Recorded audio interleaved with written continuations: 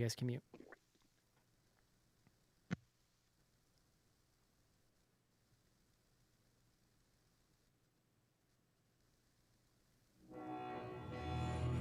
Welcome to Bloody Good Horror.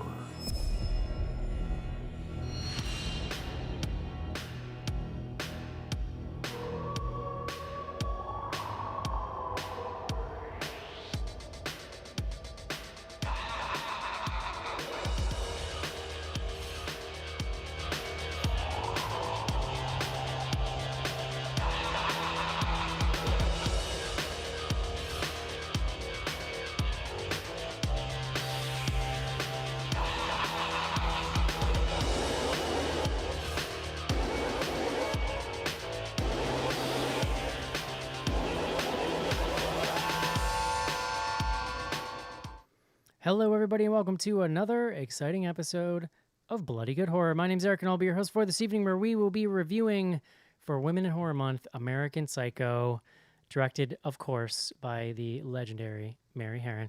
I'll be your host for this evening. Joining me first, looking like just the most puddle of mud stand-in he possibly could. Please welcome John Schnars to the show. Hi, Eric. Hey, buddy. How's it going? John, how much back child support do you owe right now? I'm just curious. Oh, Joe, all of my children are still in this house with me, unfortunately. So, Next up on the show, her baby was here earlier. I don't know if the baby's going to hang out for the show or not, but please welcome Cece. Hello. Hopefully not, although you can probably see her in the background. She's in the wings in case she needs to hop on and talk about, cats being fed to ATMs or something. Next up on the show, with her first responder internet looking crystal clear, please welcome Sophie back to the show. Hey guys, good to be back. Awesome. Next up on the show from Indiana, please welcome Casey. Hello. And finally, looking like the brownie man from Chicago, Illinois, please welcome Joe to the show. You say brownie man? The brownie man? No, brawny, like the paper towels. Yeah, it sounded like you said brownie. Cece, your audio is hurting me. Joe, okay. It's Sophie, first of all, and that's now the second week in a row that you've done No, that's not the second week. that. Maybe there was a week in between when it happened. Yeah. Is my audio bad? Yes, Sophie, you were loud. That is what Joe's trying to say. Shit, I don't know what to do about that. This is my fight. your video is song. crystal clear, though. Yes. The video is great. Speak softer. Yes, I think that's the solution. I think it's the input. For the last episode of Women in Horror Month, let's spend the episode telling Cece to quiet down. Or Sophie. Joe! Yeah, let's Oh keep my getting their names God, confused. Joe. Twice in one episode. Why? Wow. Holy shit. Joe, tell I got me, for the room love for of... one per episode. For the love of God. Cece, the episode I was on without you, Joe called me Cece also. I mean, it does warm my heart that I Joe know. I've misses missed me so much. my my brother sister relationship. For the love of God, Joe, please tell me what we are drinking tonight. Beer guts.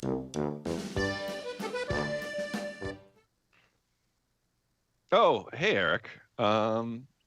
American Psycho, a fun little ditty all the way back from the year 2000 when things were better. I don't know, the story, I'm sure everybody's seen this, but Patrick Bateman going through some things, having some crises, I believe is the singular version, John. I don't know, you can use that for the word of the day if you want. But a lot of back and forth. I'm not going to get into the full story because John will do that at painful detail, I'm sure. But I picked a beer from the good folks in your neck of the woods, Eric. This is Treehouse Brewing Company in Charlton, Massachusetts, not Charlton, New York. I drive by that on a weekly basis, Joe. Do you? It's as exciting as Charlton, New York, I can assure you. That's where Anyway, the DMV beer is. I picked from them is a delicious Imperial IPA, and the beer is called Doppelganger. Oh. Yeah, John. So this, as I mentioned, Imperial IPA, so it's up there. Comes in at 8.2% alcohol. So it'll, if you're looking something to cure what ails you in this beautiful pandemic, this is going to do it for you. So this is sort of a hopped up or bigger version of their alter ego beer. So I think that's more like their traditional IPA. This one is like a big boy version of that. So obviously a ton of hops, very sort of bitter, a lot of citrus in there. Not like super overpowering with the alcohol, which I'm always a fan of when they can mask it. Very juicy. They actually describe it as dank citrus in there, which, if you're looking for something dank, you can do a lot worse. Who isn't? Yeah. So I admittedly have not had a ton of their beers, but what I have, including this one, I've been a big fan of. So I definitely recommend it. treehousebrew.com is their website. And looking back, Eric, I may have actually had this one when you and I had gotten together at that bar one night. Interesting. Because it looks like around that time. So there are fun facts about Charlton, Mass, Joe. There's a DMV there and a bunch of wheat stores because it's basically right over the border from New York. So if you're in if you're upstate, you can just hop over and get your dank nugs and go home. That is nice. They opened one like 5 minutes from my house, and it's yeah, same. Things have happened. They got curbside pickup. Yes. It is an amazing time to be alive. It really is. Quite the time. All right, thank you for that, Joe. Let's do it. Let's take a quick break and review American Psycho. This is it, Jennifer. Your big break in TV. From the prime time. Main feature.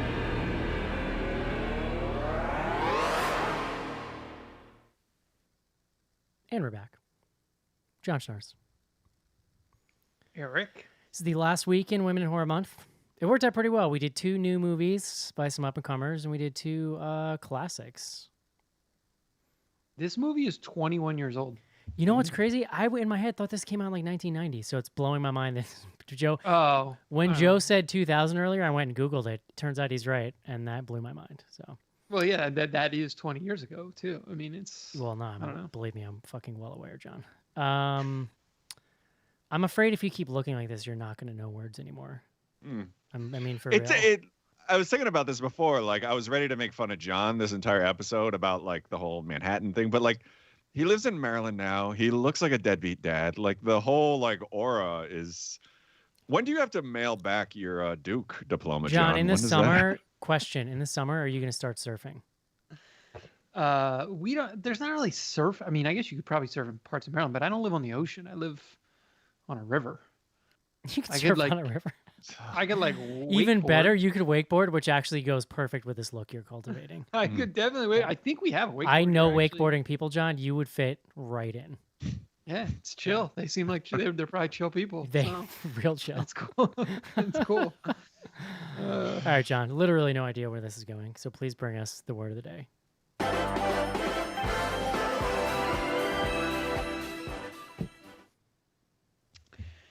Eric, today's word, kerning. Ooh, I know that word. Kerning, kerning. I'll give you the verb kern, but kerning is like the way it's used most frequently, I would say. So kerning is the spacing between letters or characters in a piece of text. So if you're laying out a magazine or a newspaper, you will often adjust the kerning to try to make shit fit on a line. I guess like, when you were writing papers back in college and you had to get to 5 pages, and it was like, oh, I could maybe triple increase the kerning here. Get those margins nice and big, Yeah. Kerning is like, I would say that's like the next level, that's because your it's last like literally ditch. the space in between the letters. And you can words. you can only get away with so much before it's real obvious. Yeah. I distinctly remember. Oh, go ahead. I was going to say it's also a major farming industry here in Indiana, kerning. Kerning. I distinctly remember kerning being the answer to a question in one of my tests in multimedia school, John. There you go. So kerning, it comes to us from the Latin cardo, meaning hinge, which then went to the French carne, or I don't know, I never know how to pronounce the French, but corner. So C-A-R-N-E means corner in French, and they think that's where kern came from. Fascinating. There What you does go. that have to do with this movie, John? So one of my favorite moments of this movie, it's sort of like an ongoing. There's like a couple scenes. Is the fetishization of business cards. Mm. So there's a Jesus Oh my Christ, I God. can't say the word. They are fetishizing. Fettuccine is the word you're looking for. Joe. Fettuccine. Hey. They fetishize both the card stock and like the color of the card, but then the typeface and the font that they each use, and each card is sort of like more ridiculous than the last. I mean, it's I knew one of my your- favorite scenes. I knew the answer. I wanted you to finish your homework. That's all. So. Oh, well, there you go. All right. I Thank looked you. up a bunch of typography words, and I felt like kerning was like the best. Yeah. So. I feel like they even mentioned the kerning, don't they? Or maybe Yeah, I'm they making it did. up in my head. Oh, okay. Thank you Yeah. for that, Got it. John. Tell me about American Psycho. American Psycho, as you mentioned, directed by Mary Harron. 2000, starring, I was going to say Patrick Bateman, with Christian Bale. It's funny how young he looks in this. Like, I don't know, that was weird to me. And same with like a bunch of other actors and actresses we'll talk about. But so yeah, 2000. I mean, this is a famous book. Famous, I don't know, like as books go, I guess it's pretty famous. Bret Easton Ellis. I think the book was like 92, 93. Does anyone know the date on that? I don't have it in front of me. But, you know, and it's, I would say the book, I've not read it. I think a couple of you guys had mentioned you read it. But I know a little bit about Ellis, and like this is probably one of his biggest books. It's definitely sort of a canonical subversive. Yeah, he also piece of wrote literature. he wrote Less Than Zero, and I don't know if it was a book or not, but that was a thing in the 2000s. I was just talking about this book with someone with James Vanderbeek. The hell was the name of that movie? Dawson's Uh, Creek. There is Varsity a Blues. no. There's a movie with James Vanderbeek where he is referenced as the younger brother to Patrick Bateman in the movie. I'm gonna look it up right now. Stand by. Was that American Psycho 2? I No, think they he made a. did it. I thought he also wrote a book and that James Franco was in the movie for. Well, he didn't he write Cosmopolis? It's called The Rules of Yeah. Attraction. That was also a Bret Oh Easton no, never Ellis mind. script. Oh. That's not- well, excuse Oh, me. I didn't know he wrote that. Yes, based on the 1987 novel of the same name. In any event, we'll get to the novel. We can maybe you all can talk a little bit about Ellis, but basic plot is Christian Bale as Patrick Bateman. He is a Wall Street banker. He works in mergers and acquisitions at, I believe it's called Pierce and Pierce. It was something like that. And he's like a clinical psychopath in that and we kind of get this from him very early in the film, that he effectively has like no emotions, or has very like sort of limited range of emotions. And so a lot of the film is about his own unwinding, let's say, or gradual losing touch with reality, which we see as him becoming effectively a serial killer, or not even becoming, because I think it's hinted at that he's like killed prior to the action of the film, but increasing scenes of violence and derangement and, I don't know, depravity, I guess, that culminate in, I mean, just like the craziest shit you can imagine, I guess. I don't know. Yeah. So, but there's not much else other than, narratively, there's a lot of moving pieces, but that's the arc. of the Yeah, and it story. wasn't like a huge box office thing, but has become a huge cult favorite. I mean, I used to see it on cable all the time, which is crazy that it was just a movie that played on Yeah, cable. I don't know how this is on cable. Like I guess you could do a PG-13 or maybe like an R-rated cut of this that's Yeah. airable at like 10 p.m. It's a on lot. cable, but Yeah. it's pretty gruesome. All right, John, really quick. I have to do this before we talk about this movie. Can you tell me what happened to the hair in the middle of your chin? Like, where did it go? Oh, It's Do you there. see? Do you see? It's there. There's hair there. Is it clear? It's clear. Clear hair? Look. It's like that episode of Parks and Rec where Ron Swanson's mustache gets rubbed off. No, Where'd no. it go? I wish it would get rubbed off. That's great. Okay. What? Oh, no. Let's not move on yet. Let's, If I never had to shave it again, I'd be happy with that. That'd be Yeah. fine. Mm-hmm. Mm-hmm. Cool. I assume you haven't for the quarantine, John, right? Isn't that how it's gotten? Cece, you said you had Yes. not. You said you had not read the book, right? What do you think of the movie? Correct.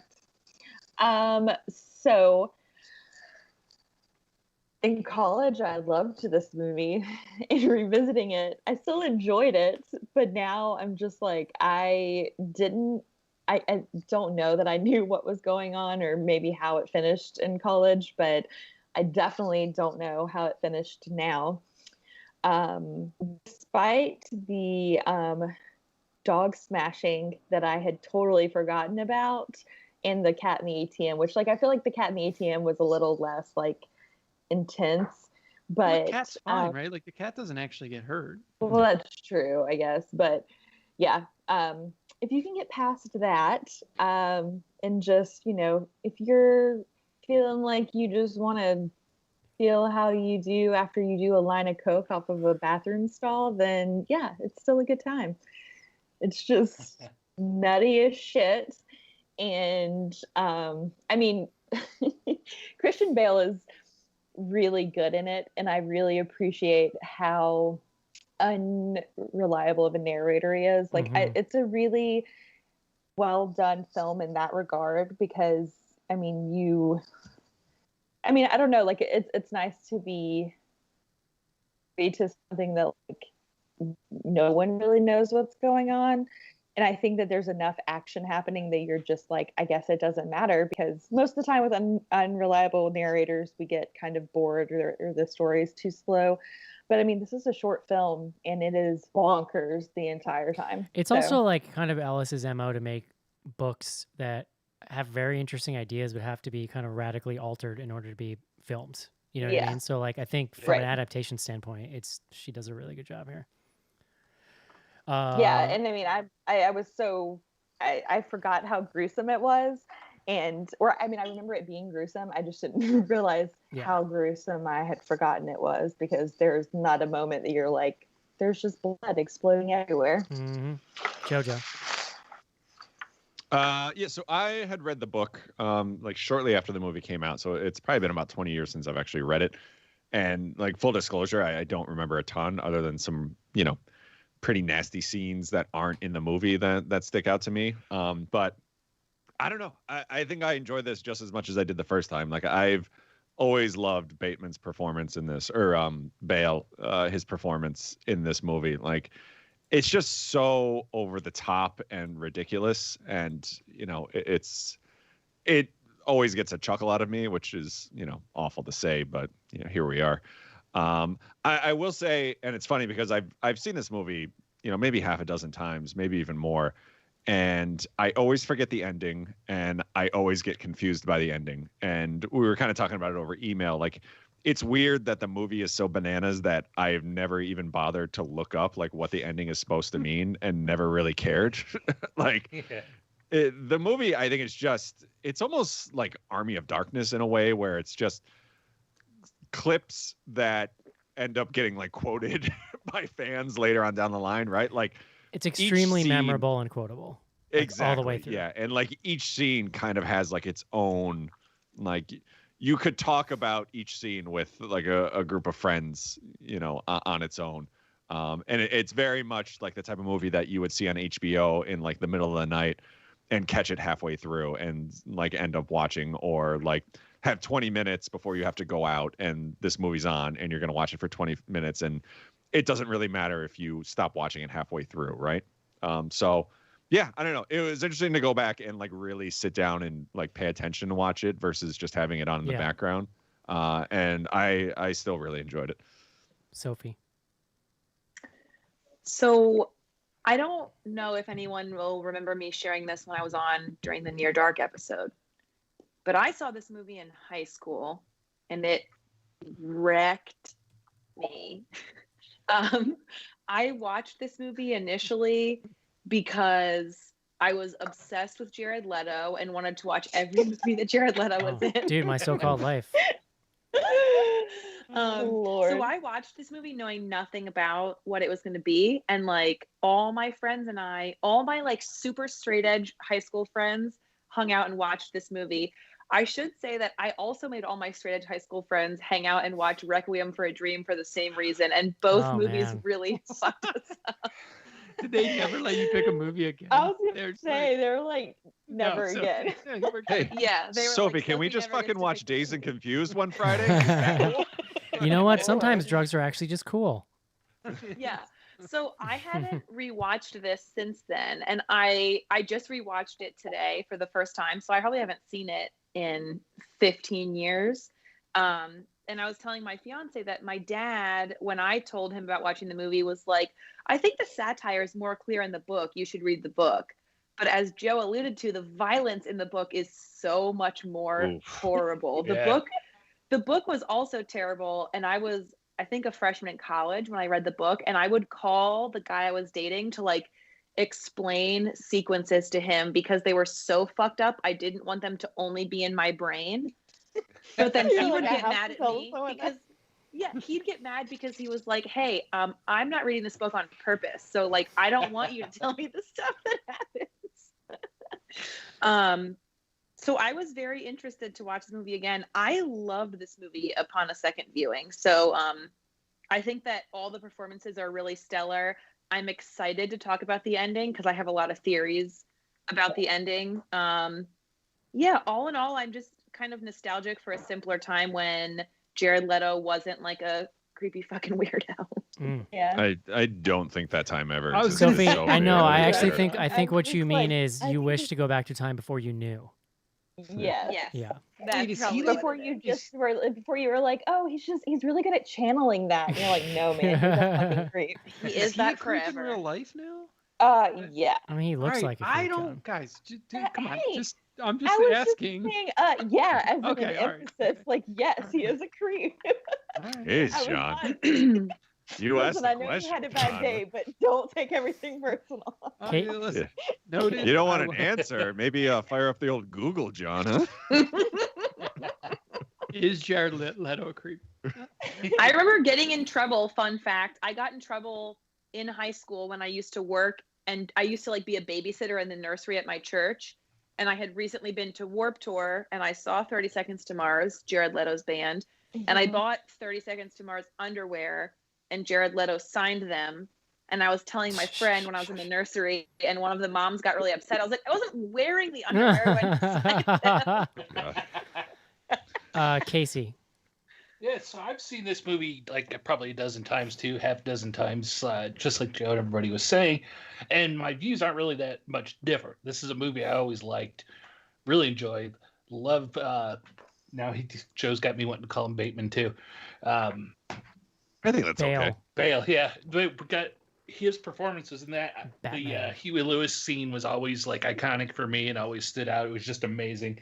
And watching it this time for this, it's still enjoyable and everything. And I did go back and read the book. One thing I noticed, other than the things that everybody's pointed out with like it's way more gory in the book gave me really bad anxiety throughout a lot of it, just reading it. And it would the anxiety would build as you kept going on, as he got more and more neurotic. And that was kind of impressive as the writing. And you do get a little bit of that in the movie. It translates over, I think, because I think Christian Bale gives us a good sense of anxiety as everything's kind of spiraling out of control of him, and that's why I love it. John. Yeah, I mean, I'd seen this probably a handful of times. This is one of these movies that came out when I was working at the video store, and so like I remember we had it on VHS.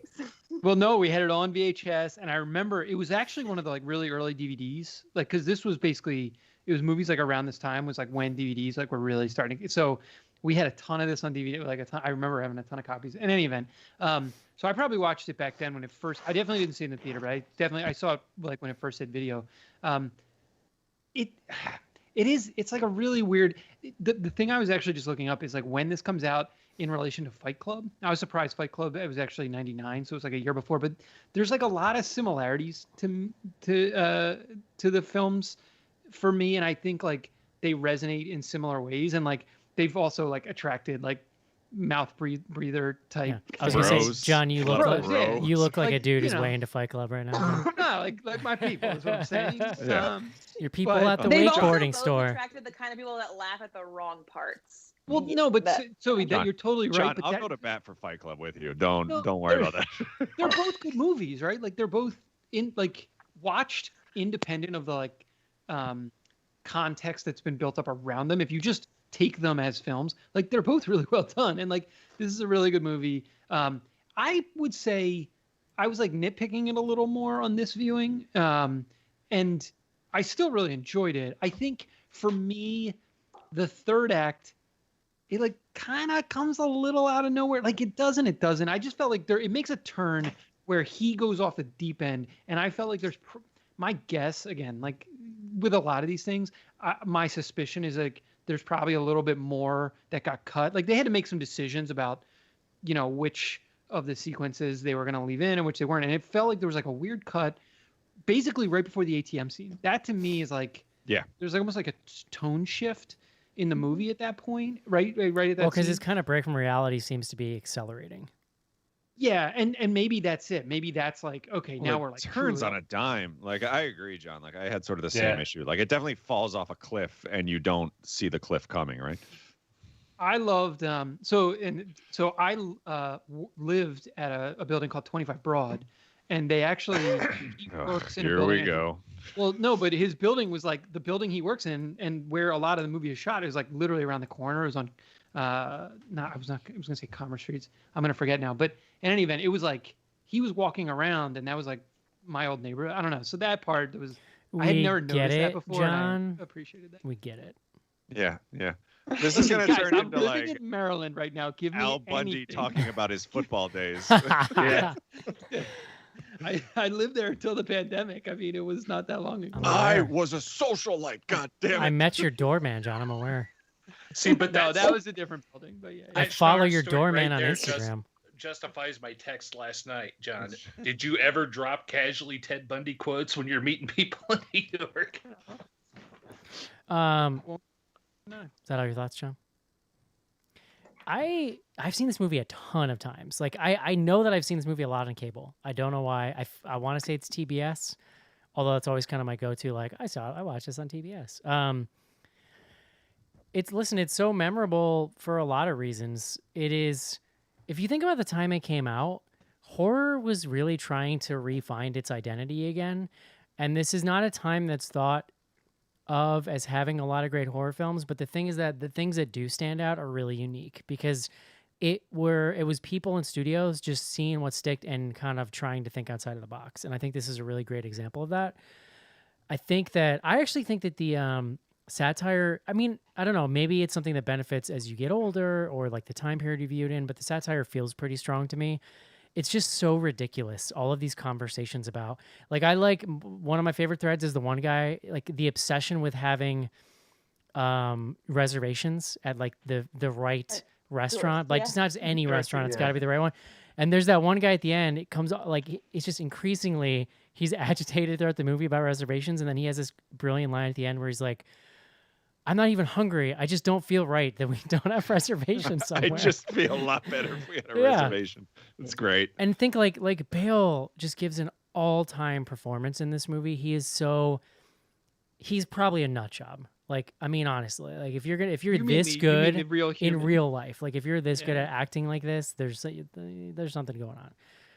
But I think you're kind of soft selling it, John. I mean, he's full on describing what it's like to be a psychopath. Like he's talking about he has no human emotions except, like I think he says greed or something else, like anger, and disgust. He says Yeah. disgust and something else. Yeah. And like he talks about basically like putting on a mask or like putting on this like human suit, and he's trying to act human, right?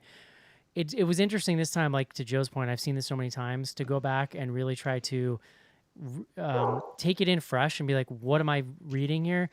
I've kind of decided I feel like everything in this movie after a certain point, like after the scene, like from the Jared Leto scene on, I feel like it's all varying levels of him hallucinating. Leto, sorry. Yeah. I know, I saw that first for me. But it kind of doesn't matter. It was just an interesting thought experiment to look back and be like, what do I think is really real here? Because he seems like a lot early on. It's like he's trying to hold that line. Like he's got a wall up between who he really is and what people see of him, and it's just the movie is really just a slow breaking down of that wall. And like whether or not you think it's in his head, it almost kind of doesn't matter. But it's interesting to kind of view it that way now, looking back at it. I also think that the supporting cast is really great. I love Chloe Sevigny as his secretary, and what that character does is it really kind of highlights just his complete it's hard to he's so dehumanizing to everyone around him when and specifically her, like the way that he speaks to her like she's a dog or something. And I it's think just that's actually just how a lot of people treated their secretaries. Mm. Well, Well, yeah. I'm saying, Well, I'm that's like, but that doesn't. I've definitely It- had it- someone tell me that I needed to wear heels or that, I should wear a dress Well, because yes, it was and better that for me to wear a behavior is dress also before. treating someone like Wow. a dog. Is my You were point. new to Like, the show, and John was asserting his power. but I think that those his interactions with her in particular are really telling. I think part of the satire, but also really telling it just about his character and the just the extreme lack of regard for any kind of humans around him, basically. So Because I- he regards her, because the difference between the way he interacts with everyone else and her, even the other women, is that he regards her to be of a different class as him. Like Oh, yeah. he does not treat he's not nice or any way good to the other women, but he treats them differently than he treats her.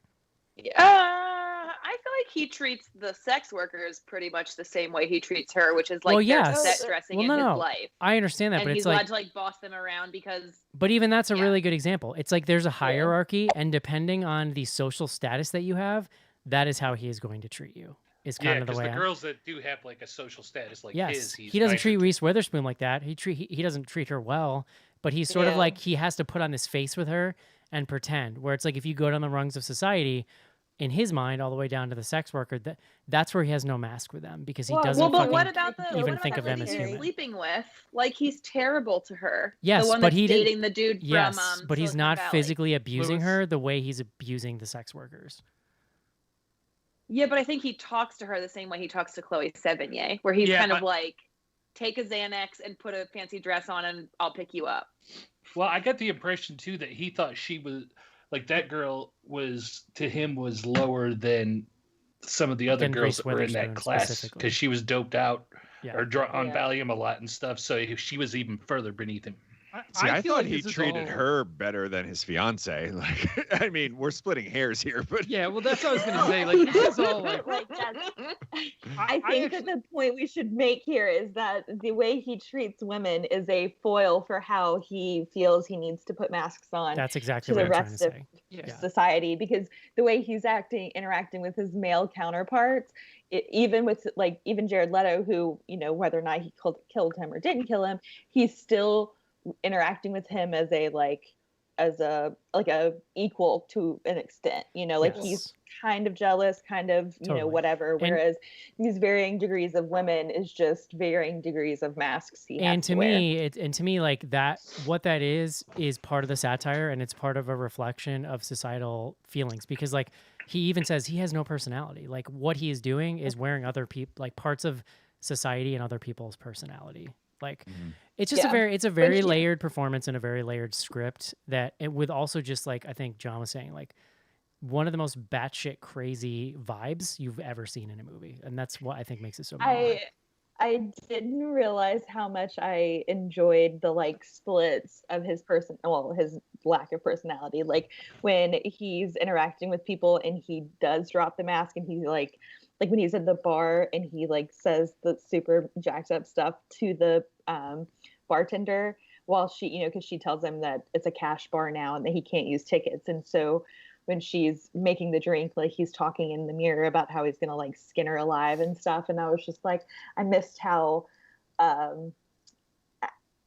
cutting that was. Yeah. When the first Well, couple and of there's times I also watched it. when he does the same thing with the dry cleaner lady. Although Yeah. I think watching it this time, I think that's all in his head because there's a really Oh, a yeah. really awkward smash cut when he does that stuff where it's almost like him Mhm. snapping back to what's actually happening, and it's like it's cut and it's edited in a very interesting like Sixth Sense ish kind of way, where you're not really seeing a lot of reactions to this to some of this Right. stuff that's happening in groups. No, I think that 100% support. Like, and because I wasn't viewing it, going into it, Eric, the same way you were, like trying to evaluate is this, but you know, when you do evaluate those scenes, I do think it's shot such that, well, certainly when like he's not actually talking to like the bartender, right? Because Yeah. she doesn't respond. Like even when she turns back around, she's just like, "Here's your drinks," and like he Yeah. hands her money, and it's like, But that's also But- played off as like the music is so ridiculously loud. Like he legitimately could have said that He stuff could to have, her he could without have, her yeah. hearing. yeah, Yeah. But the way it's shot, like he's making direct eye contact with himself With it, while yeah. he says it. Yeah, which like is what for me is like it feels like he's just saying it in his head. What I no, but it's and that's The play on. I'm sorry. The interaction with his character in mirrors throughout this whole movie yes is really interesting in terms of like him wearing a mask and like when he sees himself versus how he thinks everyone else sees my him. And favorite is the cab where we see him in a shot through the back and like he's behind frosted glass, so it's like you can't see his face and it's like he's like a Mhm. ghost basically in that scene. It's really cool. You mean He could be like any white dude.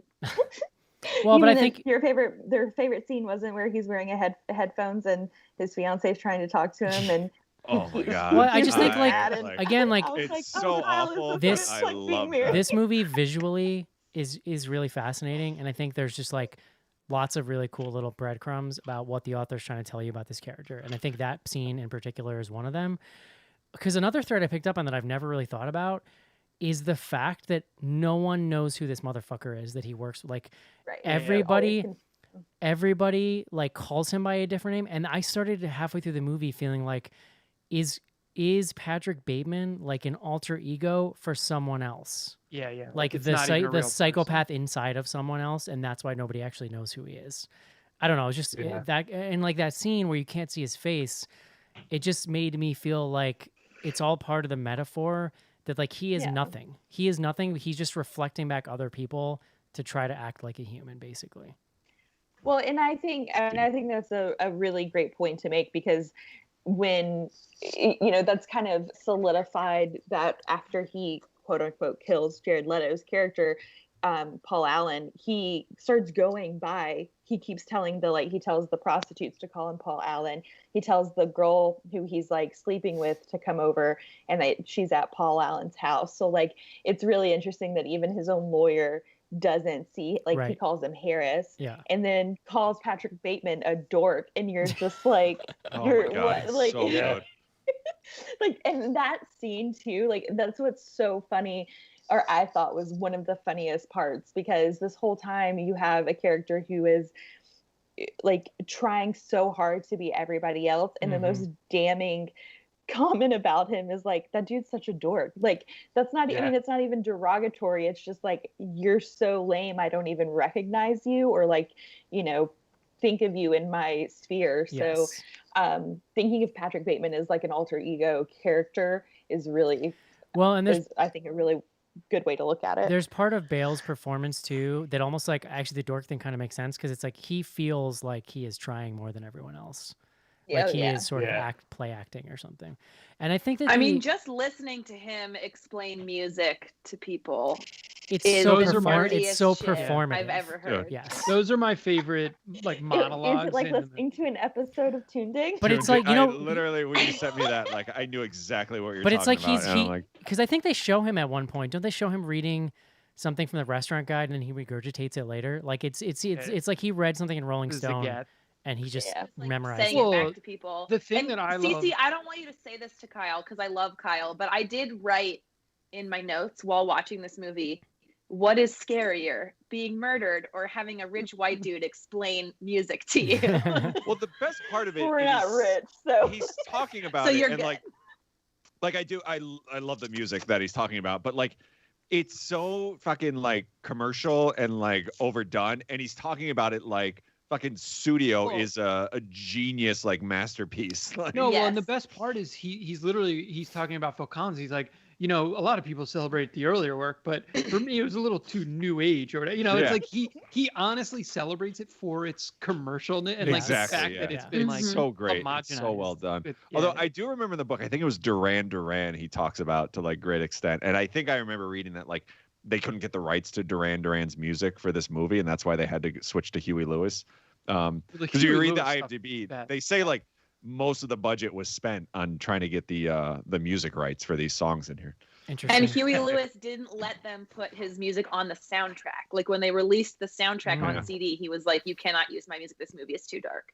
I don't know. Honestly, I could watch an entire movie of this guy just talking about music, like without any of the murder or Yeah. like fucking.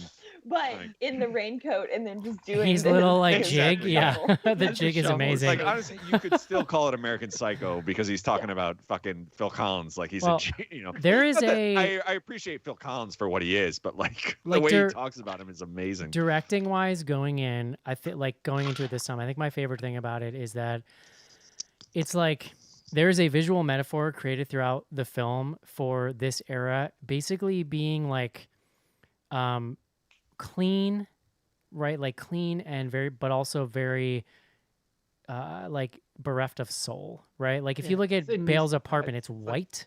There's Yeah. no clutter. Like everything is smooth. It's got that 80s. Like I don't know anything about interior design, but that's a vibe from the 80s, right? Like everything, it's yeah. like super modernist. Like everything is clean and like shiny and like. But what that is to me is like a metaphor for like he is trying to keep everything together, and then it's contrasted with shots like after he axes Jared Leto and his blood is sprayed in his face and his hair is fucked up, right? Or like Yeah. he's naked, covered in blood, chasing that woman with a chainsaw. But it's like what makes those images so stark is how cleanly visual the rest of the movie is. And his apartment, right? It's like even the opening credits, it's white with like drops of blood falling. And it's just like, I love that as a metaphor for him trying to have everything be neat and organized and then just completely coming apart. Well, it's also a metaphor for him being essentially blank personality-wise too, right? Absolutely. Yeah, like his apartment is a total blank slate.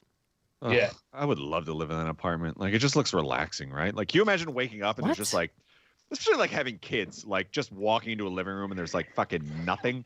Like I ugh. mean, I He has guess like an Not- industrial refrigerator. His apartment made me stressed out. yeah. Oh my god. I'm You know with what Joe on stressed this me one. out? Yeah. You know what stressed me out about his apartment is the fact that he listened to his porn at full volume. with on the Yeah. phone. Again, On the phone the making. fucking dream. Like So I think I could blare porn in this room right now and have no repercussions. I would be doing it 24/7. you're a psycho. The most disturbing part in this movie to me, it's this small little scene where he is working out and watching the Texas Chainsaw Massacre, and he's like doing crunches, and he's making this awful grunting noise, and he's covered in sweat.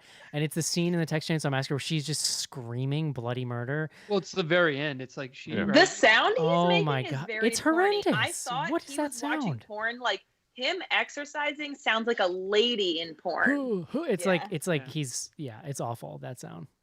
I was loved wild. when he was Yeah. calling to get a reservation when the other porn was on, and that was giving me anxiety because it's like it's so loud. He's like calling someone on the phone. It was- Totally. Yeah. I No mean, wonder he- Dorsey is not giving you a table. Right. Do we want to get into the I was trying to think conversation? about Joe doing like spreadsheets, listening to porn, just being Oh like, my god. Like no shame. Like CD-ROMs. his home life with like minus the murder and everything, like when he's home alone, he's living my dream life. This is like the that least. work This is the out least and you're like, surprising. "Monsters, This is the monsters, least surprising monsters, thing I've ever Chainsaw heard, Massacre." honestly. Like if I just had an apartment with no clutter, a treadmill, I would have porn on 24/7. Like Jesus Christ. Do we want to rehash? Do we want to rehash the Would you be conversation watching from? yourself in the mirror? Yeah. Do we want to rehash the conversation from email about him watching himself in the mirror? I mean, I mean, we can. I just said that I had a boyfriend who did that constantly, and it was as fun as those. Are you girls made sure it he was look. It watching was himself, not fun though? at all. But 100%. was he was Crazy. He was only making watching the himself? Because that's fucking weird. Was he, like, Yes, flexing? He was making the Patrick Bateman faces. Stop it. It's easy, but like, was he Why like? would I Hold on, make we that gotta up? find out. That's We have to like. embarrassing. Are erase you the wait? mirror? Are you all doubting Cece's experience? That like, No. listen, I've I also what had I'm sex saying with men is- that were like, No. I'm the best part of this. No, I'm Like, trying to cool, get I more. could I'm not trying. be Listen, I'm here. trying to get If more. I'm interrupting, I can leave. I'm trying to get more details as to what she's describing here. Exactly. I want to understand the mechanics because Yes. I don't like even just being like, "Hey, can we get a mirror?" No, like I can't imagine. No. I'm listening. I'm okay with the There's a mirror, but I'm not looking at wardrobe myself. That had a mirror on the outside of the wardrobe, and it would happen. And I like at first I thought it was an accident, and then it kept happening that we kept being positioned right in front of it, and not for like the ambiance of the whole thing. It was specifically to make eye contact with himself. Yeah. See, that's Wow. fucked That's up. bad. You dated an American psycho. Yeah. Yeah. I mean, I understand. Not I Very understand long, have sneaking a. you, but I understand sneaking a peek. Like, hey, check that out. But yeah, you don't want to sit there and keep going. Like, Keep did he watching. say things in like the way of like, "Oh, you're so good," in like the phrases where like, I don't know if he's talking about himself or not. Like, oh Can my we God, get a- you're can we so get a great at gif? this. A Was gif into of Casey Hewitt- saying, I mean, I understand being like sneaking a peek. I'm just saying, you know, Uh, you find yourself there, you can look just to see how you're performing. I don't know. it was not a peak. It was like full blown like just Eye do I contact. need to be here? Yeah, like I don't need this. That's This weird. isn't That's- for the whole Anyone that's show. not This is even like specifically a for you. small amount ashamed of themselves, like has like serious fucking issues. Oh, okay, Joe. All right, Well, Joe. You want to get into that conversation, Joe? I was Or actually Joe, are just we gonna like say, 5 seconds away from getting into your childhood? Patrick Bateman in this movie looked fantastic. He Oh sure my did. God, Yeah. yeah. I mean, Adonis. I think Yeah. I said it over email. Like, if I look like that, I probably would look at myself too. Right.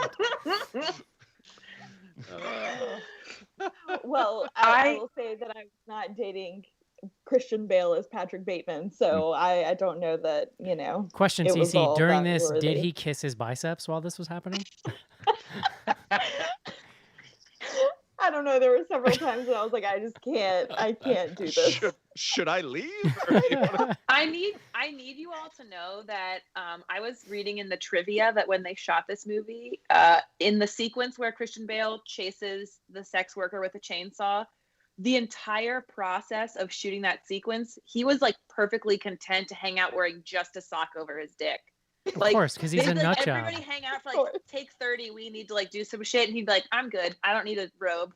I'm just gonna hang Again, out." Like, you saw him, right? Like, I would. no, totally be I'm like not that, mad too. at it. No, yeah. Listen, That's like a Red Hot I Chili don't Peppers know. move. Recently, Now this is a that I- controversial opinion. Like, not all women are into butts, which is weird to me. It's a nice Christian butt. Bale's butt It's a nice butt. is Christian a Bale has a goddamn nice ass. treasure. Yeah. yeah. Yeah. Damn.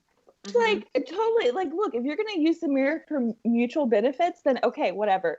But like when it's I mean, a very listen, like that's not a Yeah, regular. both parties got to be about it. Right. That's not a regular man butt. That's the kind of butt that people would have made statues about like 400 years ago. You know, Gosh, like it looks very like Michelangelo. yes, that's what I'm it's saying. really Yeah. it's really up there. Like Yeah. it feels like he's got some kind of like lift system going on. yes.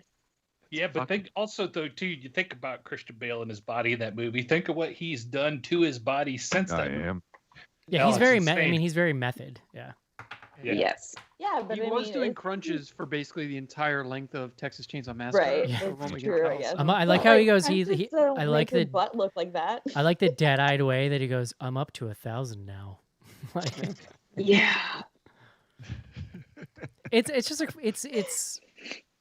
it's really and it's an amazing movie. I think but it's also very difficult. Like John, you brought up the point over email that it's intentional that they put you and because Ellis does this in his books, because I've read some of Lesson Zero. Like he puts you in people's positions that like you don't really want to be in. Like it's uncomfortable to be in. It's kind of the Yeah. point.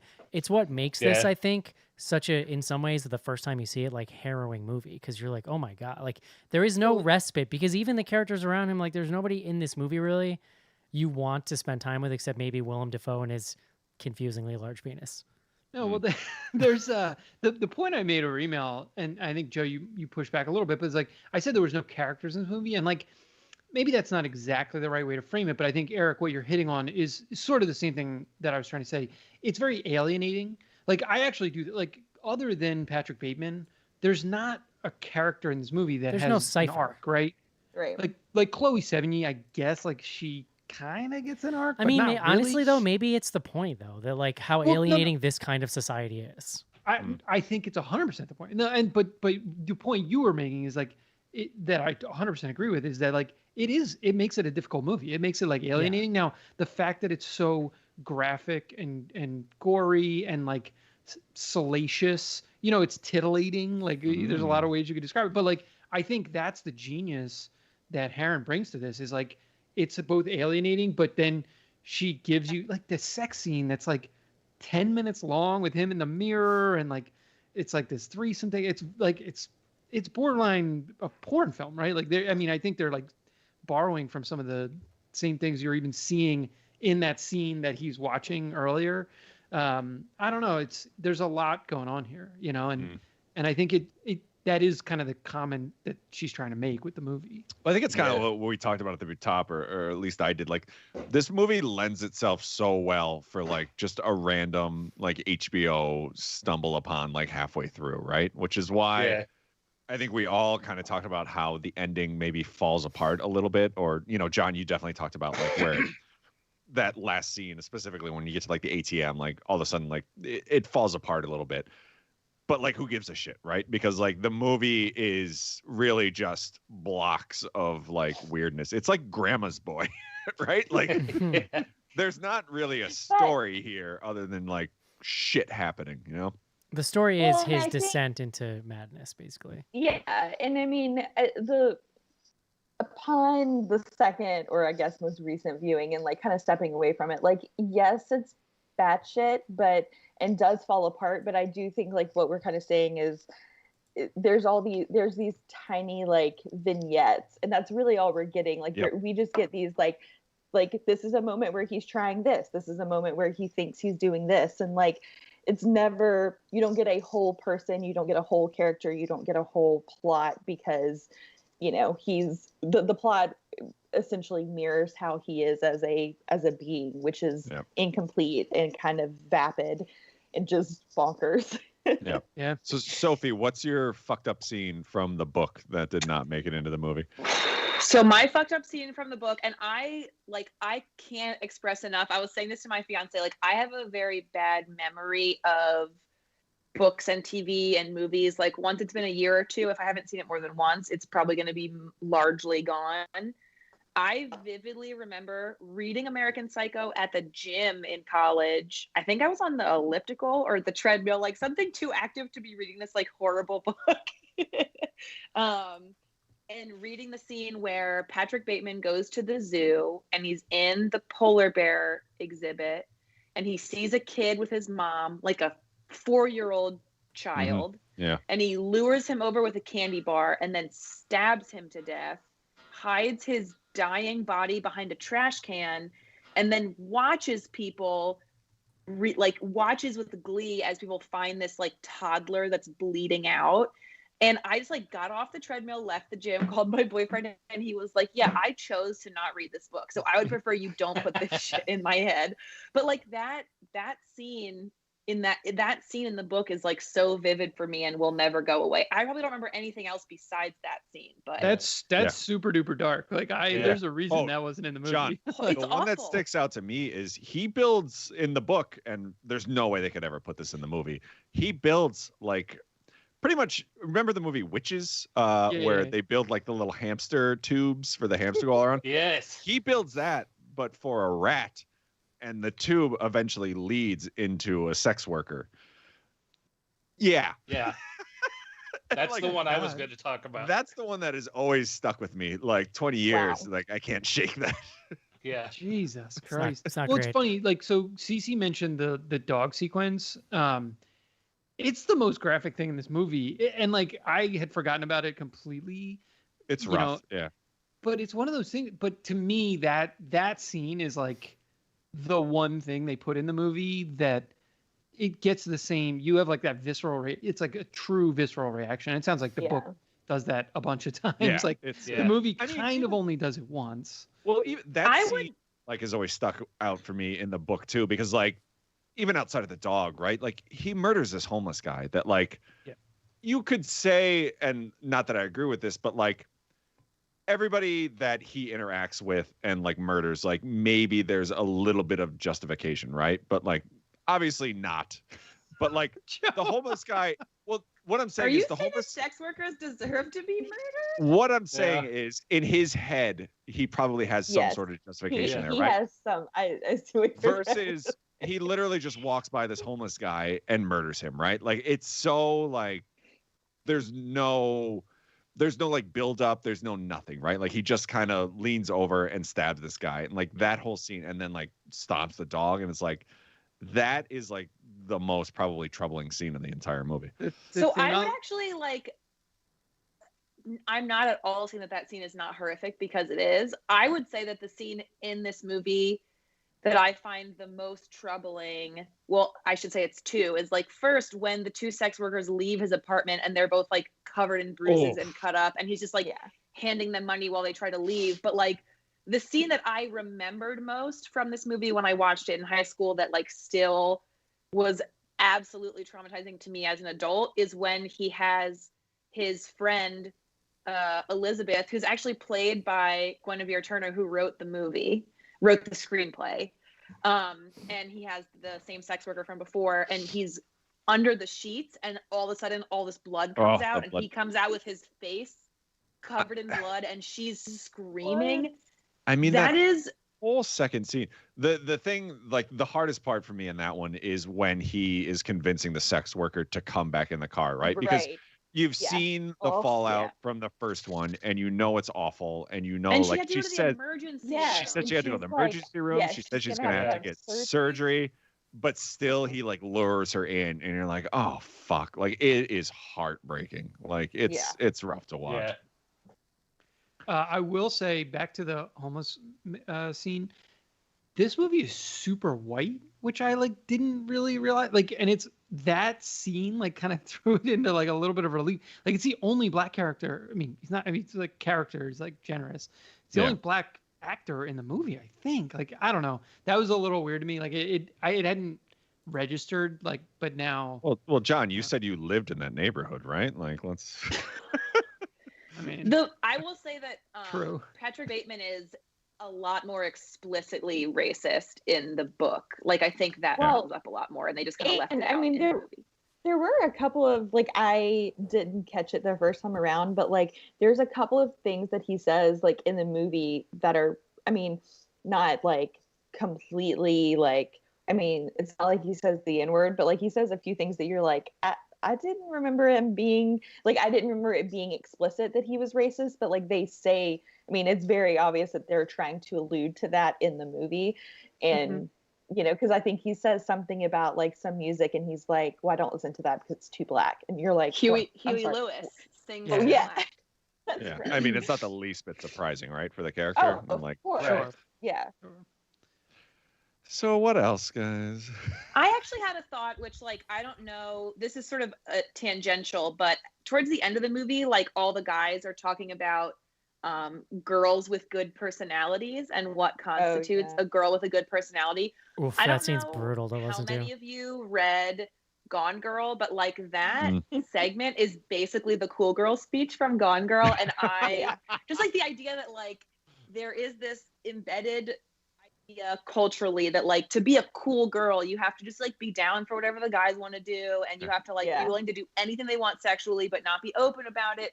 And the whole time I was like, I wonder if Gillian Flynn was like influenced by this, because it's basically the same thing. Sophie, are we friends on Goodreads? Like, I feel like we have a lot of overlap here. So I recently got rid of Goodreads because Google and Amazon are terrible countries, and I moved over to Storygraph, which is a startup that's black owned that like you can export your Goodreads data.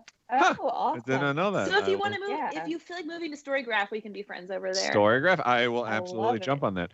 Yeah. I recently started ordering from a black-owned sex shop on online, so I'm very woke myself. I feel great about that, and I have questions. Excuse me? Overking. Send me Overking the is link. Overking? The black Overking. Awesome. Yeah. Do they have Joe? Do they have mirrors? Joe, I'm gonna need you to. only buys his mirrors at sex shops. Joe, I'm gonna need you to forward me a receipt if you could, so I can check it out. I'm just curious. A receipt? Like No, a- I'm not sending you like the a receipt. shopping I don't list. want to know your receipt. I Right. just want the website. Overkink. I'm gonna tell you, they're great. Like they're wonderful. It's weird because like literally you have to pay through like PayPal and like the shipping. You can tell like somebody hand packed it and everything, but like their prices are great and their stuff is top You know, notch. some people pay extra to have it hand packed, Joe. Yeah. Like Patrick Bateman. Okay. Now I'm Maybe we can traumatized. get a sponsorship. I was Maybe going to say, the if next the episode. Overkink people want to get in touch with Well, us about I mean, Adam and Street. Eve sponsors so much. I'm down to have somebody else sponsor some stuff. I just feel like their stuff is so overpriced and Yeah. like their whole like it's just bullshit. I'm telling you, Overkink, it's the way to go. Like outside of feeling good about like supporting us, what I assume is a small business, like they got good stuff. Cool. That's But does pretty stellar. Does I'll be Overkink- Googling them. Does Overkink give me like 4 free DVDs if I use code Boner? Those are probably like Code Gentleman shitty Boners. ass DVDs that are not good at all. Casey, you know you can get porn for free on the internet now. It's better if it tells me it's free. All right, guys. I think that's means the review is over. Would you recommend this, Schnars, Yeah. Cece, Yes. Joe, Yeah, absolutely. Sophie? I'm gonna but I'm gonna take the moment to drop the bomb that like I don't think the ending of this movie means that it was all imagined. I think it's likely that he killed most, if not all, of these people. I think it's up for interpretation. It's Take left. that how It's you left will. very I like it. ambiguous, which is what I like about it. Yeah, Casey, Yes, absolutely. I'm gonna say yes as well. It's a classic. There you go. Let's take a quick break and do some fan mail.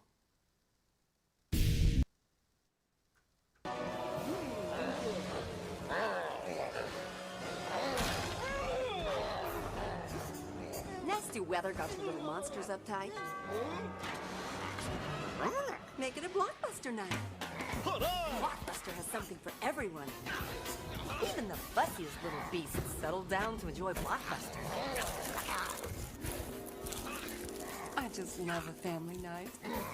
If the weather's a fright, make it a Blockbuster night.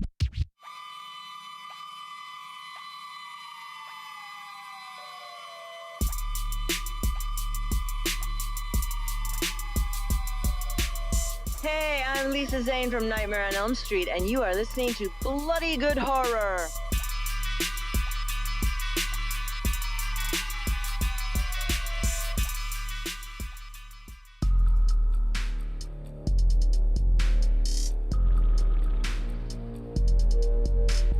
Send feedback to info@bloodygoodhorror.com or on Twitter using hashtag AskBGH.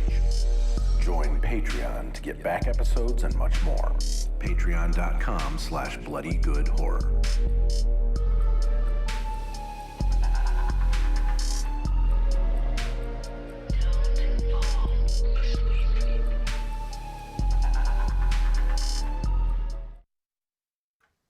And we're back.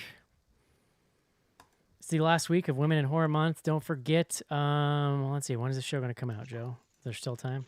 Well, people are Friday, listening. yeah. Next Yep. Monday is the first. Yeah, up until so- next Monday, everything in the store proceeds are going to RAIN, which is the Rape, Abuse, Incest National Network.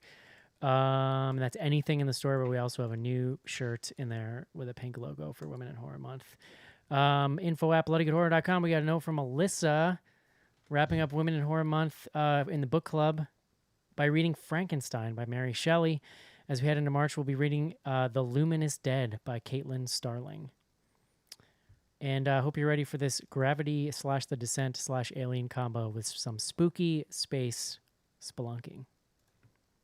So there you go. Can you spelunk in space? I guess. I think you got to read the book to find out, John. Okay. Note from Andy about the website coming up on bloodygoodhorror.com. We have a new primal scream from Natalie discussing antisocial personality disorder in All the Boys Love Mandy Lane. Sophie reviews the recent crocodile creature feature Blackwater Abyss. That's you, Sophie. Luke reviews That's the me. Iranian-American haunted hotel feature, The Night. And if folks want to take a trip on the Wayback Machine, they can check out friend of the show Evan's review of American Psycho that he wrote in 2016. Evan. Evan started a new Real Housewives podcast Without you, with Joe? a buddy of his. Yeah. Oh. Well, Is it I don't How do blame you him. feel Did about they it, pick Joe? up the Are you mantle, okay? the same No, I name? feel great. It's called Bravo Buddies, and it's great. It's wonderful. I've been listening to it. I think they're like 3 or 4 episodes deep, and yeah, it's really good. Love it. All Who right. wants to start a Temptation Island podcast with me? Oh, Only if we're I don't know- I reviewing don't the know, first CC. season from like Wait, 2001. have you watched episode 2 yet? We watched episode 2. I think my problem is there's only one episode a week, and it's hard Yeah. for me to get invested with the cheating after. It's better to like wait and binge it all. Yeah. I think my other problem is like I find it hard to believe that any of these couples are legit serious about each other. Well, go back and watch the older seasons. Yeah. Those seasons- Well, we watched don't the think so first either. one back when it was on Fox. We watched when it first came out like a few months ago, or the last season of it's not Temptation Island, but it was the same thing where like they put like 2 groups of people Oh, and you they were said Love Island, I think. yes, Love Island, and that was because they weren't actual couples, right? Like they were just Mm. paired up. I don't know. Well, we're sticking with it, but I'm not convinced yet. All right, can I start paying attention again? You don't Sophie, have to, buddy. Sophie, tell me about Tweet with BGH. So we're going to be doing another Godzilla and King Kong Tweet with BGH this weekend. It's our last one. So Saturday the 27th at 7 p.m. Eastern, we're going to be watching the original King Kong versus Godzilla from 1963. So if you have any interest in either of those properties, you will want to join because dear friend Andrew has like an encyclopedic knowledge of both franchises, and That's it's a real great. treat to tweet with him. Yeah. Is that streaming somewhere, Sophie, or where are you guys watching that? That is a great question that I haven't Googled yet, Joe. All right, because I love those movies, and like that's one of my favorites. Like I don't know nearly as much as Andrew, but like those movies are my youth, and I feel like that's a good one for the youngest Charnews, who's 9 years old now, to maybe jump in. By the end of this recording, I will tell you where it's streaming. Perfect. CC, I apologize. I'm over here distracted by this sex toy website that Joe sent. It's not just sex toys. There's Well, everything. well, that's There's what I'm look- lingerie and other stuff. There's lube. I don't know, Joe. I'm looking at the Diablo here. It looks pretty hardcore. There is so I don't want to get in too much detail, but like Christmas came around and I was looking Yeah. for something for the wife, and like there's things out there that like I didn't realize existed anymore. And know, it's great. we are Anymore? Well, What, like, did you buy her so- like no, I'm sorry, not anymore, but like I don't know, like dildos. Like how much more can you do with dildos? A And lot, then apparently. I discovered, oh, they've advanced in dildos Yeah. since the rabbit. Like, Did you buy her a Technology, man. Tracy's dog yet, Joe? I don't know what that is. What's a Tracy's dog? What is? Dog is a dildo. Yeah, but is it like a rabbit or is it? Because I mean, I would like you to. I'll send it in the chat. Yeah. There was a lady who wrote an Amazon review where she literally was like, "I plugged this in. I've never squirted. I squirted. I was dehydrated. I had a Whoa. back cramp for 5 days." Whoa. Tracy's dog. Whoa. Yeah, Google the Amazon reviews. Joe. I I'm am just gonna turning throw that out there. red. Hey, CC. Oh,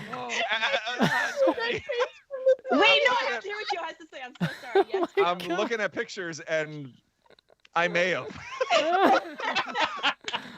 Okay. I can neither deny nor confirm, but we may have 3 dogs in this house now. I've never been so proud in my entire life, and I had nothing to do with it. I'm just so happy. Hey, CC, you had a thing you wanted to plug. I like Eric trying to get this Oh, back I on had a track. thing I wanted to plug. I don't know that Good segue. that's the segue we should go with here, but Oh yeah, no, I'm actually familiar Um, with this thing too. Moving on. yes, well, since it's coming out, since the show will be coming out on Friday, I think it'll be too late, but I am giving my first graduate symposium presentation on Friday. So if you've already pre-registered, I'm very excited and I thank you. And yeah, I'll see y'all there. Yeah, a rare chance for BGH fans to check out Academic CC. Yes. Kind of cool. You'll hear my work voice. So check that out. All right, Joe, nothing in fan mail. What do we got on Twitter? So before we get on Twitter, I should say I've recently delved into TikToks. Oh, that's right. You started a TikTok. I forgot. So far, So far, it's literally Cece and Erica, formerly of Night of the Living podcast, keeping me afloat. But if you enjoy our Tuesday interactions on Instagram and want to see that in video form, like BG Horror TikTok, I need something to pass the time. So please, just go on there and work with me here. But Twitter, we're on Twitter at BG Horror. We post with the hashtag AskBGH every week. We got a gaggle here. First up from Donnie Davis. Have the hosts considered revisiting older movies on the show, like Fright Night or Howling? So he sent this in last Thursday before we announced that we were doing American Psycho. So yeah, we do every once in a while. And we sometimes, too, we'll put them up. If we're not sure what we want to do, we'll put a few up for a vote on Slack or something, or Patreon. Or staff picks when we go through that.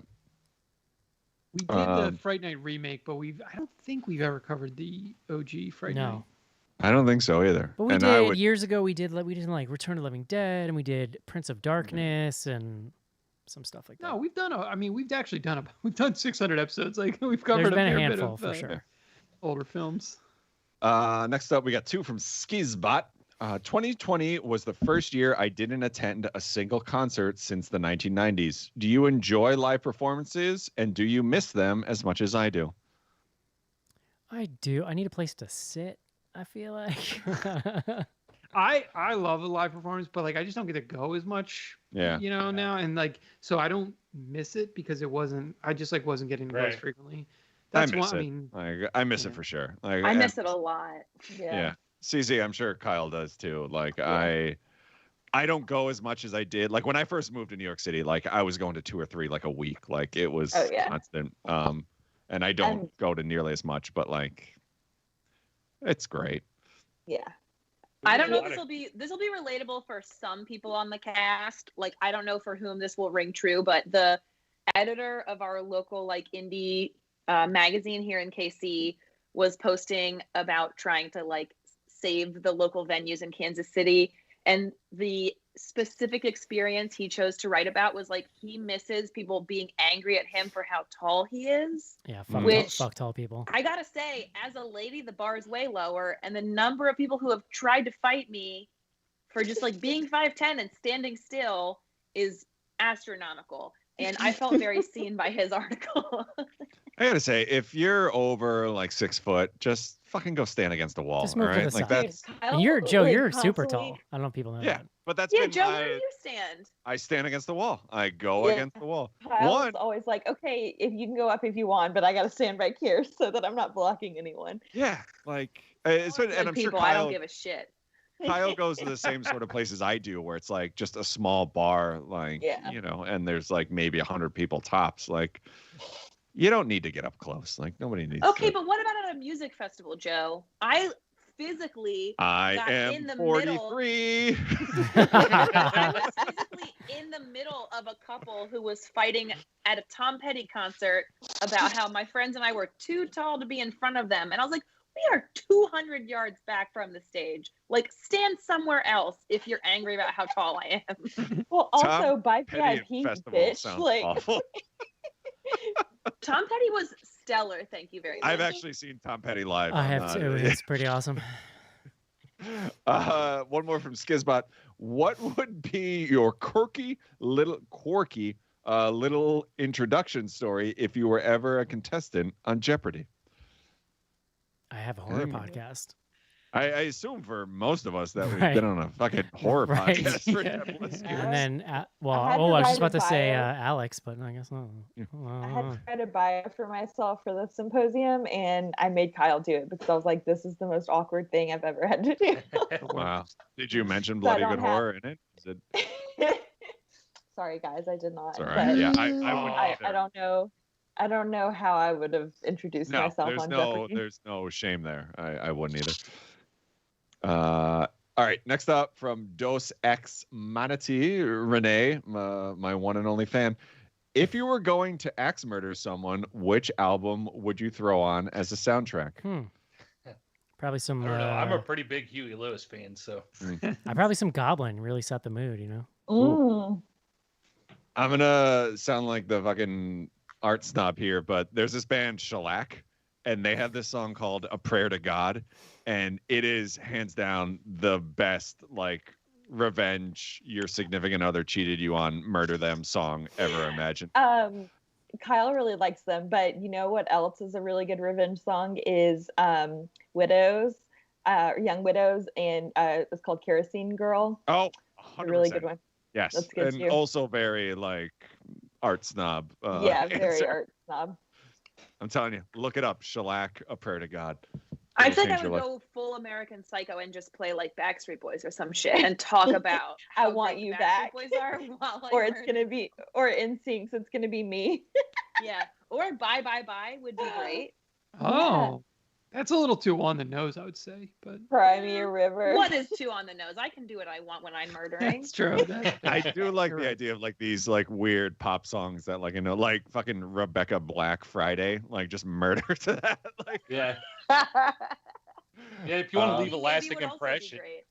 I mean, if we're talking and discussing the songs while we're getting ready to kill him, you want to go with something crazy like Emmett Otter's Jug Band Christmas song or something like that, just to make them wonder what the hell's going on. yakety sax. Exactly. Next up, our friend Jen, Drop Your Linen. Was the whole goddamn thing just a fantasy, or did he really do it all and just get away with it because nobody hassles rich people? I mean, we didn't even talk about this, right? Like, we didn't even get into No, it. I can't believe we didn't really talk about if he did it or not. Well, no, we did. We talked at length about it, didn't we? The question is, does it in the book? Is it laid out more like directly? It's pretty ambiguous in the book as well. Yeah. I was reading an interview with Mary Herron and Guinevere Turner where they were like after the movie came out, where they were talking about the fact that the book ends ambiguously, and so they wanted to honor that. Right. But it was never their intention to say that none of this ever happened. Like they did not want people to leave the movie thinking that Sky didn't kill anyone. So they both kind of regret the way that the movie plays out because they feel like the murders happened, at least some of them. And I would argue, like, I'm all for reading a lot of the third act as his psychotic break, but I don't know why people are like, well, this guy said he just saw Alan or Paul, so clearly Paul's alive. And it's like, well, everyone thought Patrick Bateman was a different white guy the whole movie. So we don't have any indication that these people can tell any white people apart. This same attorney didn't recognize Christian Bale, who is his client. So, like, why do we believe him when he's like, I just saw Paul Allen? Well, and that's that how is, I feel about it. Yeah, Willem Dafoe, like, you assume he's the only person who's had dinner. Like, it's not like there's some other. Joe, you know, brought up separate verification. a cool, like, behind the scenes thing too over email that she had Dafoe. She shot it 3 different ways and with 3 different directions. Like, 1, act like he's not a suspect. 2, act like you're unsure, and 3, act like you're suspicious of him. And then, like, you can tell in those scenes that she's mixing takes, like in literally just cut to cut. Yeah, for sure. Like, I think I even mentioned, like, I almost wish I didn't know that because now it's all I can see when watching those. It's really scenes. cool. Yeah. Although I think there's an interesting conversation to be had about, like, maybe Willem Dafoe is the part that's in his head. Yeah. Maybe. Side note, the last 2 Twitter questions, I just realized I was supposed to go see Shellac live the night like everything went into quarantine, and I ended up not going because I was terrified. Someone's life was probably saved that night, Joe. Yeah. All right, Softly Sightings 2. How old were you when you first watched American Psycho? In the rewatch, are you shocked to see the 2021 level of narcissism displayed in the 1987 world?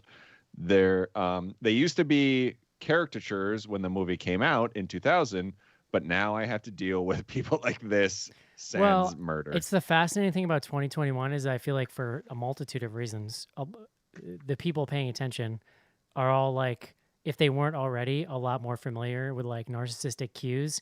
And it's like, it's a continuum. Like, you know, you get narcissism and then it's like sociopathy and then psychopath, right? So like, it is kind of crazy how some of those behaviors seem like, I mean, they still seem insane, but it's like, oh, I'm familiar with this. I feel like I've seen this somewhere else.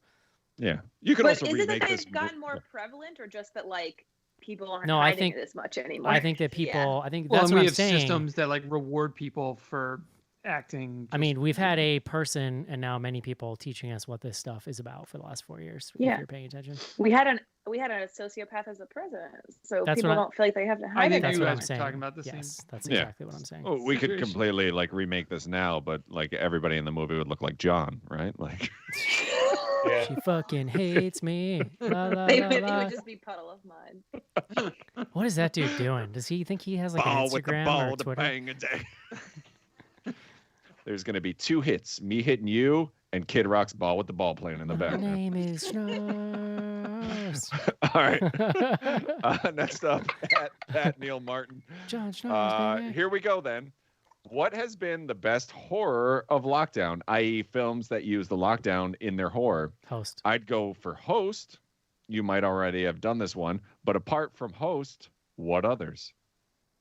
I don't know. I There's can't think not of a it. ton. Has anything else come out that was I mean, produced? it's been less during than the a year. lockdown? Yeah. You see it more on TV shows, in my experience. I mean, has anyone rewatched Contagion during the pandemic? Oof. Because that hits in a very different way now. Although, I mean, we did go through like a period of like 3 or 4 movies where John made us watch like people trapped in a house, right? Yeah, Yeah. we sure did.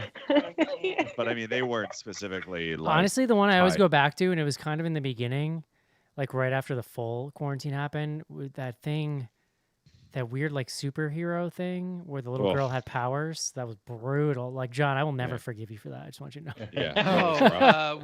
with what's his name? Couldn't tell you what it's called. Emil Hirsch. Yes, Yeah. that sounds right. Yeah, yeah. And What that was movie like is this? that was like weird. 3 deep in like John's quarantine. It's like X-Men style. Like some people are It's- born with like powers, and they're basically like it's very X-Men. Like yeah. they're There's- sort of it being, has they're definitely from, discriminated against, and then they're trying to like fight for their rights. But he's trying to protect his daughter, so he never lets her out of the house, and he just has to create this Yeah, like it was- reality. for Oh her. yeah. And what's his name from The Burbs? The Tom old guy. Hanks. No, the older guy. Bruce You know who I'm Stern. talking Bruce Stern. Oh, Bruce that's Stern, oh yeah, right, yeah, right, yeah. Yeah. All right, next up, Shinemaster 9000. Do you think American Psycho is a documentary based on Christian Bale's life back in the 90s? I don't know. You ever heard that recording from Terminator Salvation when he's like Yeah. yelling Oh at the crowd? God, yeah. I kind of want to go back Uh, and listen to it. Honestly, it's been a while. It Can I wasn't just that tell you long, guys a 'cause really quick fun fact? There was like no way to fit this into the review, but because I love to read IMDb trivia and sometimes it's fun, You do love it. is that I have John. a lot of facts in this movie. I'm distilling it down to one good one, which Um, is that Who did why this? are you all in a What? Who did this? who did this? What the fuck is happening? I didn't know you could do this on Skype. You can do this on Teams too. Yeah. It's together. Leave it. mode. Just leave it. Leave it. It's good. Horrifying. Okay, the fun fact is they were trying to get Leonardo DiCaprio to play Patrick Bateman, and one of the people who really didn't want him to do it was Gloria Steinem, because she was like, you just did Titanic. Gloria Steinem hated the book, and she was like, it's super misogynist and anti-feminist, and we can't have Leonardo DiCaprio, who like all these young women look up to. Fun fact, shortly before this movie was filmed, Gloria Steinem married Christian Bale's dad. So Oh, there was a lot wild. of gossip that Christian Bale only did this movie to piss off his new stepmom. Wow. That sounds like some It- shit I would A do. Leo version would have been pretty wild too. I don't He think it says would have it's been not nearly true, as well but done. just the fun fact is pretty great, regardless of whether it's true.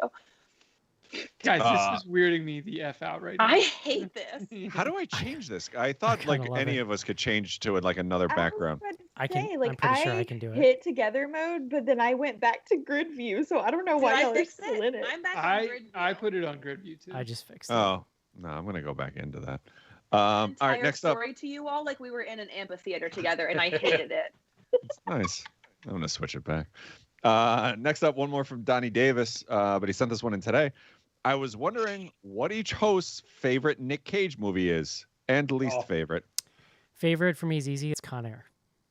Mm. I yes, love Con Air, but also Con Willy Air. Wonderland now. Yeah, we I gotta haven't seen watch that that. yet. Gotta I watch haven't God, seen it it's so either. good. Yeah, So we gotta do good. that for the show. I don't think- I'll go Actually, Face National Off, and Treasure then- for favorite. Oh, Or really? no, I'm sorry. Yeah. Leaving Las Vegas would be my Oh. favorite. I don't- Raising Arizona. Yeah, Raising Yes. Arizona is the right answer. That's yeah. My Yeah. second favorite is The Rock. I have a very specific Cage thing that I like, Well, and it's I those love The cheesy Rock, too, 90s yeah. action movies. I'm with you, Eric. Like I honestly, I have no problem with the guy. I do not get like the infatuation and love for him. Like that's kind of spurred. Like, What in I the last love few about years. going back to stuff like The Rock and Con Air is that people didn't know what he was like back then. Like maybe he's an eccentric actor, but they were trying to make this dude like a huge action star. But you go back and Yeah. view those movies now, seeing where he ended All up, the and you yeah. can see it, and it's Yeah. amazing. It is so It's good. all Well, there. it was Totally. before the internet, so he wasn't the public Right. weirdo that he is now. But like those, if And you now I go back, feel like those people try to performances are exploit extremely weird. his weirdness, and it's not fun anymore. Like when he does it on That's purpose, exactly it's not what I fun. mean, Sophie. Yeah. Like I feel like it's just, yeah, I agree. Wait, so Joe, what's have the you least seen- favorite? I don't really have So one. wait, before we say least favorites, have you seen Wild at Heart, the David Lynch movie with Yes, him as like yeah. a romantic lead? Like Oh yeah. I watched the movie recently for the first time, and I was like, "This is the Nick Cage we could have had, people." And then you all just got Oh. too into him being a fucking lunatic. Yeah. David Lynch, you know, he The brings out the best bees, in a lot of people. man. It was. He's Uh, so good in that movie. Yeah. Does anyone have a least favorite? Well, the Wicker Man remake. Maybe Bad Lieutenant. Yeah. It's pretty It's- bad. It's Yeah. really bad. Like It's- it's kind of incredible. Like because it's not the movie's actually not that bad for like it's like a normal movie, but when it goes south, it's like Yeah. Yeah. But It's that unbelievable. is almost like fun bad. I don't know if you've ever seen what is it, The Bad Lieutenant, Port of New Orleans See, or whatever. I love actually that really one. like that movie. Yeah. Seriously? Yeah. It's like unwatchable. Like Oh, it's no. awful. Yeah. No, see, I love I'm that I'm movie. there for that movie for sure. Yeah. See, I yeah, think my least favorite Nick Cage movie is Mom and Dad. Ooh, yeah, Like I I've- agree Yeah, with that you. wasn't great. I We was did it okay on the with show. that. Yeah, we did it. Yeah. I was okay with that way. He had that period of I owe the IRS money where he was making anything that came across his desk. That's when you get into the real bad ones. Yeah, yeah. I mean, those National Treasure movies are a lot of fun. Like Oh, I honestly. love I those. watched those a lot. Yes. Yeah. I agree. All right, that's it for Twitter. We are on Instagram also at Bloody Good Horror. Let's Every crank these, Tuesday. Joe. We got to crank Yeah. these out. Yeah. We only got I like got a baby crying. We got to go. we post up questions on Tuesday. You can send in stupid, blah, blah, blah, whatever. First up, briefly describe your face care regimen. $50, Eric says Dr. Bronner's and witch hazel. Wait, is this the person that doesn't use the form, Joe? Sure is. Okay, I because mean, she's cheating because she actually knows that answer. Yeah. I do use witch hazel, yeah. Although I don't. I don't really use Dr. Bronner's. No. Witch Do you hazel's wash good. your face though? I do, yeah. I use soap, whatever's in the. No, the- I do like. Well, I get out. I wash it in the shower, and then I get out, and then I put witch hazel on. We have the Cetaphil Gentle Wash. Do you guys know the Cetaphil? Mhm. I don't even know if it's. I swear to God, it's mostly water. It's like I think it's mostly So- water in there. Is but soap bad? I use the same to wash my face that I do my genitals in the shower. I'm just like, Well, It's probably too dry for your face, but yeah. I don't know, Sophie. I mean, I'm 43. I think it's going all right. I use I use the Trader I Joe's have like body a wash. hemp oil that I put on my face before I put on my lotion. Hemp oil, sick, bro. Yeah. What, Nice. Casey? What are you using? Like a chore boy or like Brillo pad? No, I know. No, what, I'm I using know. Dr. It. Squatch, thanks. I know what Casey's using because he's talked about getting Dr. Squatch for Christmas. Yeah. I like see those. I want to try it because the description of the products, I'm like, oh, that sounds cool. Those are the worst commercials that have ever been filmed. They make me angry, and I refuse to give those people money because of those commercials. Oh, Dr. They're Squatch, hard. I get them on Oh, I didn't YouTube. even know they had commercials. It's like a YouTube thing, so it's probably whatever the Yeah. algorithm is. But they're like, Oh. you're sick of these soaps. Get your man soap. Smell like trees and bar. And it's like it's the worst marketing ever. yeah. I It know. is the worst marketing, but if you do try their pine tar soap, it's pretty nice. Dr. Squatch, if you'd like to advertise on a podcast, No, I refuse. Fuck Dr. No, Squatch. no. I'm not over kink. I don't even think I he's a could be doctor, their- John. I could Yeah. be their spokesperson. Come on. All right, let's bang through. We've only got a few of these. Who was phone? We've done that one before. Here's one. Why have you not reviewed The Dark and the Wicked yet? It's creepy AF. I've heard. Apparently it's supposed to be very good, but it doesn't come out till tomorrow. There's only so I so think many that's- weeks in the yeah, year. it's I thought it was on Shutter. Is it not on My Shutter? guy. It comes out on Shutter tomorrow, or Oh, sorry, on okay. Friday. It might have been. There might have been a VOD release actually then. But yeah. Yeah. I'm watching Hellfest. I won't remember this movie tomorrow. Most recent favorite comedy. Deb and Yeah. Or Oh my what God. is Barb and that? Star. Barb and Star. Oh, Casey. I haven't watched it 100% yet. Oh, right. shit. Yep. I haven't Leslie watched and I it. watched that high, and like, It's holy fuck, amazing. like just All right, yeah. we might have to check that out. We watched. Did you guys see Palm Springs? I don't know. Is that like a Yeah, comedy? that was pretty good. That's a I really liked good movie. that. I thought it was really good. Yeah, but definitely Barb and Mar or whatever the fuck it is. Like, It's you gotta Barb and watch it under Star some visit sort of Vista del influence. Mar. Like, Yeah. Joe. it's bananas. All right, two more. What pets do you folks have? Didn't we get this one recently? We did this think last so. week. We did this last I week. I have a I have two dog. dogs. Yeah. We have four She's cats over at the there on house. the sofa. 4 Yeah. cats. Jesus last Christ, but not Joe. least, what's One a of them good lives outside. It never comes inside. So. last but not least, what's a good queer horror movie? Joe, you had The some Lost good. Boys. Yeah. Joe, you had some good You answers to are, this. I feel Something for like the Lost Boys. Raw is a pretty good queer. I mean, I would say that's queer horror. I was gonna say Raw, but then I was like, is it queer? I'm like, not 100%. Yeah, yeah. Eric, you remember what I went with? Nightmare on Elm Street 2. Yes. I feel like is. And there was another one, but I can't remember. what And it then was. there is this movie, The Gay Bed and Breakfast or Dead and Breakfast or something like that. Like, it's like super low budget, but it's actually really, really fun. Oh, did you guys I- watch? Did you guys watch Spiral, the recent one?